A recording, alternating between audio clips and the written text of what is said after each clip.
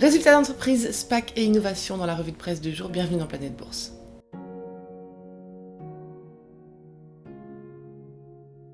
Aux États-Unis, Viacom CBS se jette dans la bataille des services de streaming avec Paramount+. Disponible dès le mois de mars, la nouvelle plateforme proposera le portefeuille de contenu de Paramount Pictures, CBS et Nickelodeon. GameStop n'en finit plus de s'inviter en une des journaux financiers. Les actions du détaillant de jeux ont doublé hier en fin de séance, alors même que la négociation de ces titres a été interrompue à 2 reprises par le nouveau robot de contrôle de Wall Street. Tesla en passe d'être dépassé par la concurrence. Lucid Motors dévoilera cette année Lucid Air, un modèle doté d'une autonomie 2 fois supérieure au modèle Tesla de 2012 et un quart de plus que les modèles actuels du constructeur américain.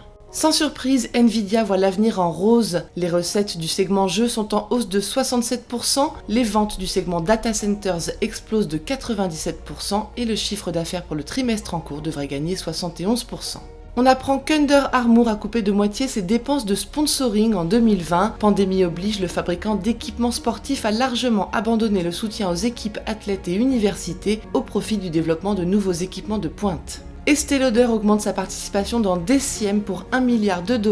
Le groupe américain de cosmétiques détiendra 76% de son petit concurrent qui a fait de la transparence sur les produits sa force. Il est évalué à $2,2 milliards.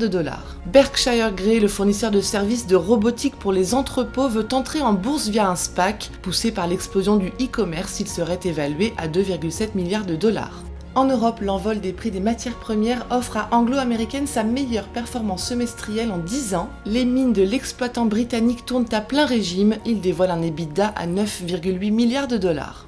H&M veut voir au-delà de la pandémie. Le deuxième plus grand détaillant de vêtements au monde cherche de nouveaux usages pour son immense flotte de boutiques. Logistique de vente en ligne, location de vêtements, retouches ou encore salon de beauté font partie des idées avancées par le Suédois qui déplore 20% de chute de vente en 2020. Anheuser-Busch InBev dévoile des bénéfices en recul d'un tiers pour 2020 à $5 milliards, mais le plus grand brasseur du monde entrevoit déjà des signes de reprise positifs pour 2021 et dévoile un plan de réduction de sa dette. Pour opérer son grand virage vers l'Asie, HSBC déclare embaucher 5000 personnes dédiées à la gestion de fortune en Chine, à Hong Kong et à Singapour et débourser $3,5 milliards.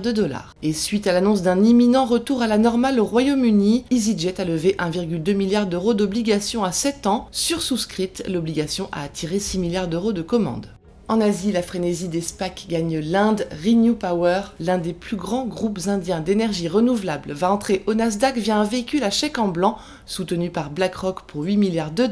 Le Financial Times rappelle que l'Inde dispose d'un réservoir de 30 licornes valant $1 milliard ou plus, impatientes de faire leur entrée sur les marchés. Il n'y aura pas de fusion entre Volvo Cars et le chinois Geely Auto, mais collaboration sur les technologies dédiées aux véhicules électriques et sur le développement de logiciels. Les avantages de la fusion sans les inconvénients selon les parties concernées. Tout en dévoilant un bénéfice record pour la 3e année consécutive. Hier, la bourse de Hong Kong a relevé la taxe sur les transactions boursières pour la première fois depuis 1993, effet négatif immédiat sur les échanges et l'indice Hang Seng.